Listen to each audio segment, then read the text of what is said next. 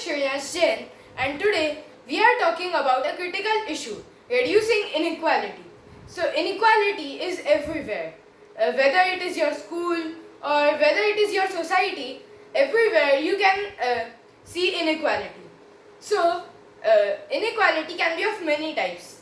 Economic inequality, gender inequality, digital inequality, or caste inequality, or any other inequality can be there in the society. So what can we do to reduce inequality? Let us talk some facts. So let us talk about economic inequality. Nearly 1% of the world's population owns half of the world's wealth. Is this equality? If everyone gets equal amount of money, then everyone can spend equally on education and get equal opportunities for success. So now let us talk about gender equality. To promote gender equality and bring both the genders at par, it will need nearly 300 years at the current rate of progress.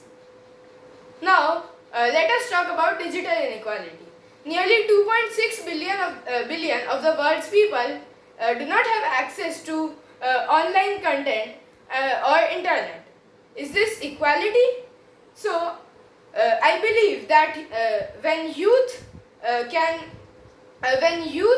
are striving to reduce inequality, we can definitely do it. So how can we do it? If all the children of the world teach the people who do not get enough opportunities about anything they know better, then we can strive towards achieving more equality. I have experienced inequality firsthand when I went to a village near Khambat where caste discrimination was prevalent. So we can stand up against inequality, and for a greater good, we can strive together for a greater good. As the saying goes, united we stand, divided we fall.